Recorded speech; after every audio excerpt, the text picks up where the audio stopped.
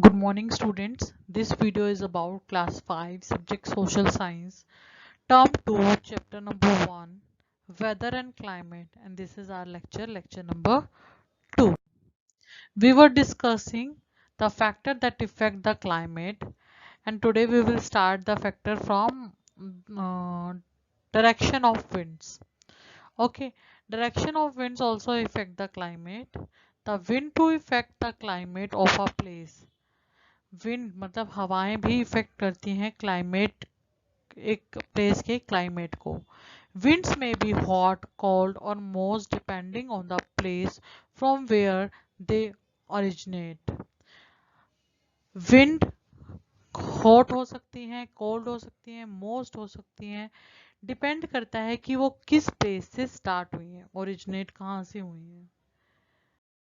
Winds coming from the hot areas increase the temperature, and wind blow from the cold regions will lower down the temperature of a place. अगर winds किसी hot area से चल रही हैं तो वो उस place पर प्लेस पर आकर टेम्परेचर को इंक्रीज कर देंगी. अगर विंड्स ब्लो कर रही हैं किसी कोल्ड रीजन से, ठंडी हवाएं चल रही हैं, तो वो टेम्परेचर को लो डाउन कर देंगी. अगर गर्म हवाएं चल रही हैं तो वो टेम्परेचर को हाई कर देंगी, और अगर ठंडी हवाएं चल रही हैं तो वो टेम्परेचर को लो कर देंगी. Winds blowing from Indian Oceans or Bay of Bengal between June to September have moisture in them and hence bring rain, making the area cool. अगर विंड जो है वो इंडियन ओशन से या बे ऑफ बंगाल से चलती हैं जून से लेके सितंबर के बीच में से, तो उनमें मॉइस्चर होता है, नमी होती है. इसी वजह से वो रेन को लेके आती हैं. दे ब्रिंग रेन आती है और हमारे एरिया को, दैट एरिया को, पर्टिकुलर एरिया को कूल कर देती हैं, ठंडा कर देती हैं. You might have also heard in the news that because of heat waves from the desert in Rajasthan, the nearby state experience extreme hot. और बहुत बारी आपने न्यूज़ में सुना होगा कि गर्म हवाएं चल रही हैं राजस्थान से, डेजर्ट से, ठीक है, रेगिस्तान से चल रही हैं बहुत गर्म हवाएं. राजस्थान के रेगिस्तान से बहुत गर्म हवाएं चल रही हैं, जिसकी वजह से उसके आसपास के जो स्टेट हैं उनमें बहुत ही ज़्यादा गर्मी हो जाती है. On the Rivers in winter, snowfall in the mountains bring cold winds to the northern plains. और इसी के रिवर्स में, इसी का उल्टा, जब विंटर्स में स्नोफॉल होती है माउंटेन्स पर, तो उनकी ठंडी हवाओं की वजह से नॉर्दर्न प्लेन्स में ठंडी हवाएं चलती हैं और ठंडा एरिया हो जाता है.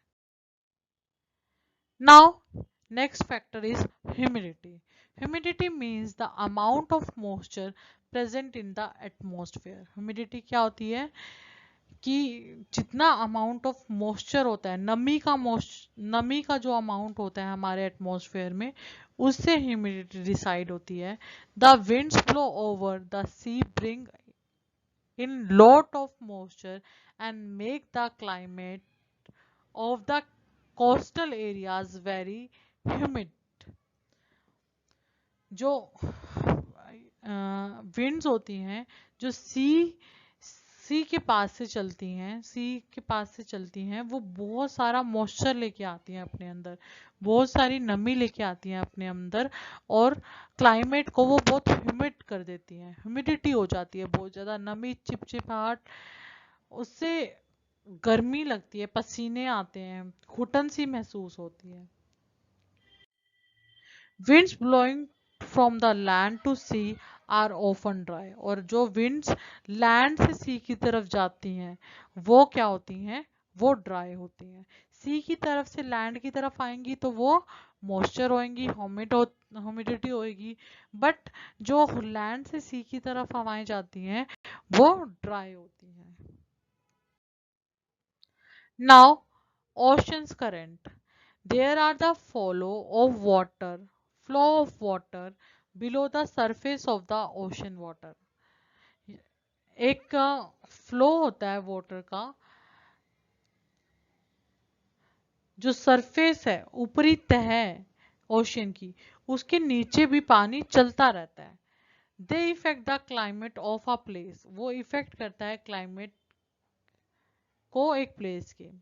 एज दीज करेंट्स में बी कोल्ड और वार्म, और जो ये करेंट्स होते हैं वो कोल्ड, जो ये सरफेस के नीचे, जो ओशन के नीचे सरफेस होता है उसके नीचे जो ये पानी बहता रहता है, इसको करंट बोलते हैं, ओशन करंट। ठीक है। एज दीज करेंट्स में बी कोल्ड और वार्म, ये करेंट्स कुछ भी हो सकते हैं, कोल्ड भी हो सकते हैं और वार्म भी हो सकते हैं। Example, the warm Gulf Stream flow from the Gulf of Mexico towards the Antarctic Ocean, raise the temperature of the coastal water. जो वार्म गुल्फ स्ट्रीम है वो फ्लो करती है गुल्फ ऑफ मैक्सिको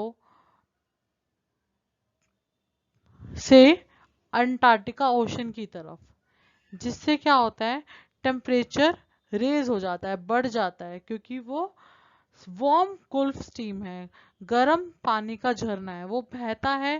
ठीक है, मैक्सिको से अंटार्कटिका ओशन की तरफ बहता है, तो वो गर्म पानी का झरना जब वो मिक्स हो जाता है ओशन के वाटर में, तो वो उसका टेम्परेचर हाई हो जाता है। ठीक है। As a result, Murmansk has become an ice-free port throughout the year. इसी वजह से जो मुरमांस्क प्लेस है वो आइस फ्री हो गई है, पूरे साल वहां पर कोई आइस नहीं जमती है। Humans have also been responsible for the change in climate because of their activities regarding development. Humans, हम जो ह्यूमन बीइंग हैं, हम भी बहुत ज़्यादा रिस्पॉन्सिबल हैं चेंज इन क्लाइमेट, जो क्लाइमेट चेंज होता जा रहा है, गर्मी इतनी बढ़ती जा रही है, हर जगह चेंज होता जा रहा है। जहाँ कई इलाकों में बर्फ़ जमी रहती है, कई इलाकों में बहुत गर्मी हो रही है। हमारी जो एक्टिविटीज़ हैं डेवलपमेंट की, जो हम कह रहे हैं कि डेवलपमेंट हो रही है, बहुत सारी फैक्ट्रीज बन रही हैं, उन सारी चीज़ों की वजह से भी क्लाइमेट में बहुत सारा चेंजेस आ रहे हैं। Heat zone, the entire earth can be divided into 3 heat zone. पूरा अर्थ 3 हीट जोन में डिवाइड कर सकते हैं हम, depending the temperature receive in the area with in दो जोन। किस पे डिपेंड करेगा ये, टेम्परेचर जो रिसीव करता है वो एरिया, कितना टेम्परेचर रहता है उस एरिया का, वो डिसाइड करता है कि वो हीट जोन में आता है या नहीं आता। दीज जोन्स आर, ये जोन कौन कौन सी हैं, torrid zone, temperate zone, frigate zone, इनको टॉपिकल जोन, टेम्परेट रीजन और पोलर रीजन भी बोलते हैं। टॉपिकल रीजन, टेम्परेट रीजन और पोलर रीजन भी बोलते हैं। तो अब हम रीजन इन जोन के बारे में पढ़ेंगे। टॉर्डिड जोन, द क्लाइमेटिक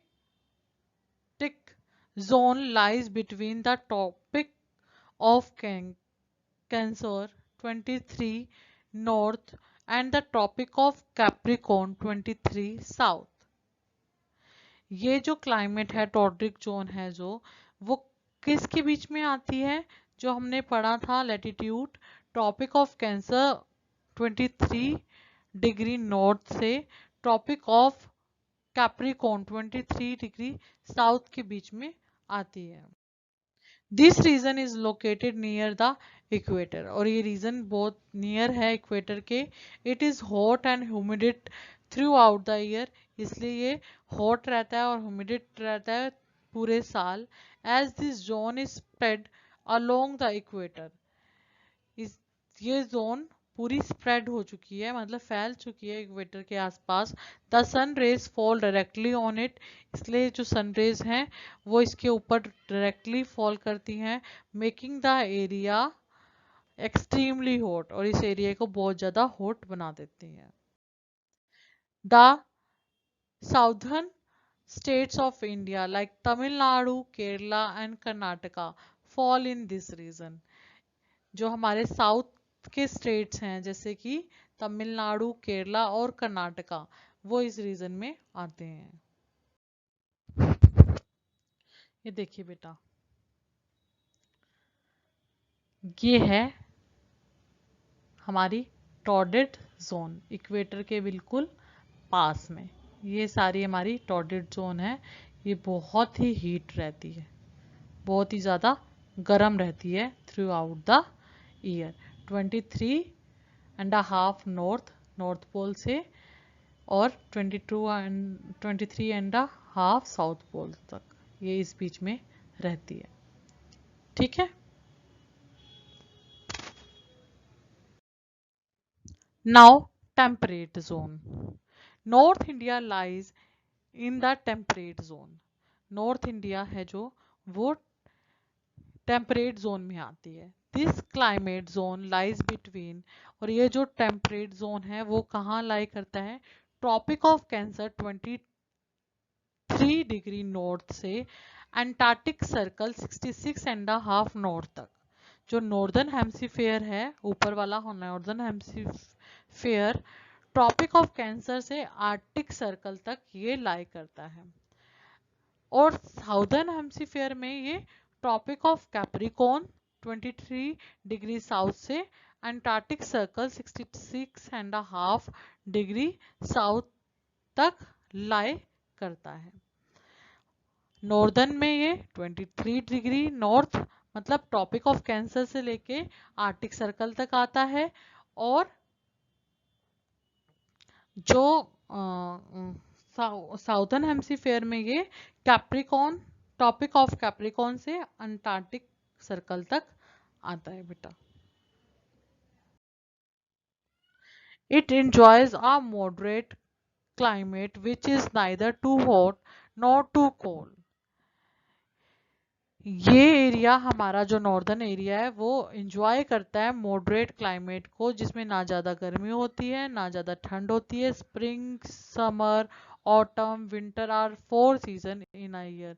और हमें इसलिए इसकी वजह से 4 सीजन मिलते हैं, स्प्रिंग, समर, ऑटम और winter. The sun is never directly overhead. कभी भी सन डायरेक्टली ओवरहेड नहीं आता हमारे। This zone lies between the torrid and the free zone. और ये टॉर्रिड और फ्री जोन के बिल्कुल बीच में पड़ता है।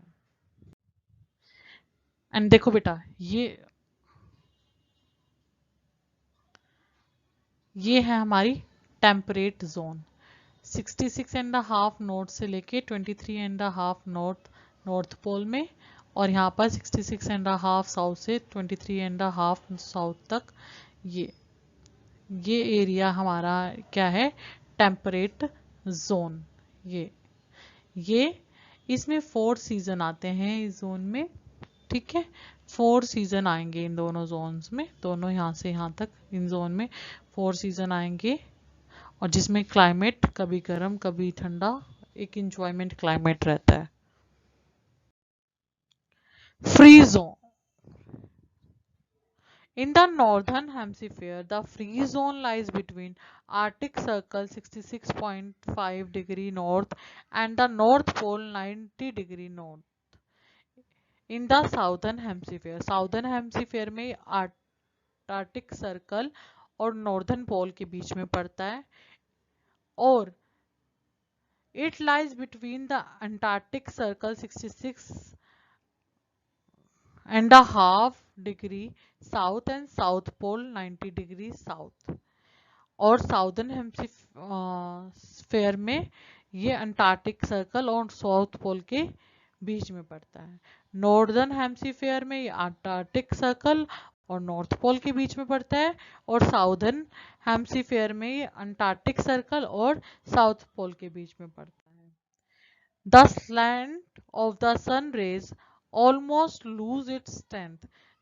और यहाँ पर पहुंचने के लिए जो सनरेज है वो स्लैंड होके आती है, इसलिए उसकी सारी स्ट्रेंथ लूज हो चुकी होती है, making the region very cold throughout the year. इस वजह से ये जो रीजन है ये पूरे साल बहुत ठंडे रहते हैं। The summers are short and cool and the winters are long and very cold. इसलिए यहाँ के जो समर्स होते हैं वो बहुत ही कम होते हैं और ठंडे होते हैं समर्स, तब भी विंटर यहाँ पर बहुत लंबी होती है और बहुत ही कोल्ड होती है। एंड बेटा ये होते हैं फ्री जोन 66.5 नॉर्थ से नॉर्थ पोल पर। ठीक है, ये फ्री जोन है। यहाँ पर सनलाइट बहुत स्लैंडिंग होके जाती है, बहुत फार हो जाता है डिस्टेंस। ठीक है, तो यहाँ पर फ्री जोन ज़्यादातर ठंड ही रहती है इन एरियाज में। ठीक है, ये फ्री जोन होते हैं। ठीक है बेटा।